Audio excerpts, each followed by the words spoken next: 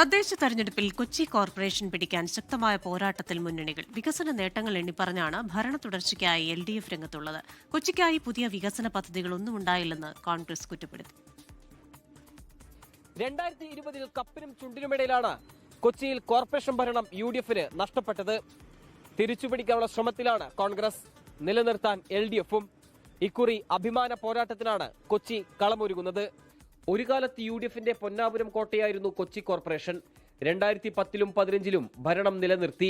കഴിഞ്ഞ തവണ സ്ഥാനാർത്ഥി തർക്കങ്ങളും വിമതശല്യവും കാരണം കൈയകലത്ത് വെച്ചാണ് UDF-ന് ഭരണം നഷ്ടപ്പെട്ടത്.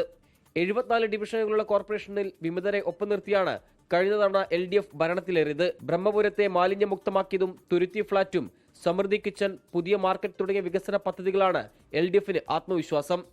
പുതിയ വികസന പദ്ധതികൾ കടലാസിൽ മാത്രം ഒതുങ്ങിയെന്ന് കോൺഗ്രസ്.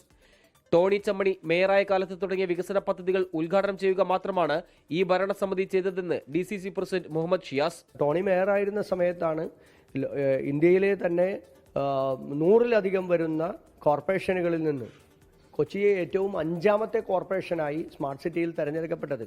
ആ സ്മാർട്ട് സിറ്റിയുടെ 2000 കോടി രൂപയിലധികമുള്ള പദ്ധതികൾ 8 ഡിവിഷനിലേക്കാണ് ആദ്യം കൊണ്ടുവന്നത്. ആ പദ്ധതികൾ ഇവിടെ നടപ്പിലാക്കിയത് UDF-ന്റെ നേതൃത്വത്തിലുള്ള ടോണി മേയറായിരുന്ന സമയത്താണ്. സീറ്റ് വിഭജനത്തിൽ ധാരണയിലെത്തിയ കോൺഗ്രസ് സ്ഥാനാർത്ഥികളെ ഉടൻ പ്രഖ്യാപിക്കും. പ്രതിപക്ഷ നേതാവ് നേരിട്ടാണ് തെരഞ്ഞെടുപ്പ് പ്രവർത്തനങ്ങൾക്ക് ചുക്കാൻ പിടിക്കുന്നത്. മേയർ വനിതയാകുമെന്ന് ഉറപ്പിച്ചതോടെ അവസാനത്തെ കണക്കുകൂട്ടലിലാണ് LDF-ഉം UDF-ഉം. ദീപ്തി മേരി വർഗീസ്, അഡ്വക്കേറ്റ് മിനിമോൾ, ഷൈനി മാത്യു തുടങ്ങിയവരാണ് കോൺഗ്രസിന്റെ സാധ്യതാ ലിസ്റ്റിലുള്ളത്. 2005-ൽ മേഴ്സി വില്യംസിനെ സ്വതന്ത്ര സ്ഥാനാർത്ഥിയെ മത്സരിപ്പിച്ച് മേയറാക്കിയ തന്ത്രം തന്നെയാണ് ഇക്കുറിയും LDF എടുക്കുക. സ്വതന്ത്ര സ്ഥാനാർത്ഥികളെ പരീക്ഷിക്കുന്നതിനൊപ്പം ഏതാനും മുൻ കൗൺസിലർമാരും പാർട്ടിയിൽ ചർച്ചയിലുണ്ട്. സീറ്റുകളുടെ എണ്ണം കൂട്ടാൻ BJP-യും അക്കൗണ്ട് തുറക്കാൻ 2020-യും കളത്തിലുണ്ട്. പള്ളുരുത്തി ഈസ്റ്റും മുണ്ടംവേലി ഈസ്റ്റും പുതുതായി ചേർത്തതോടെ ഡിവിഷനുകളുടെ എണ്ണം 74-ൽ നിന്നും 76-ആയി.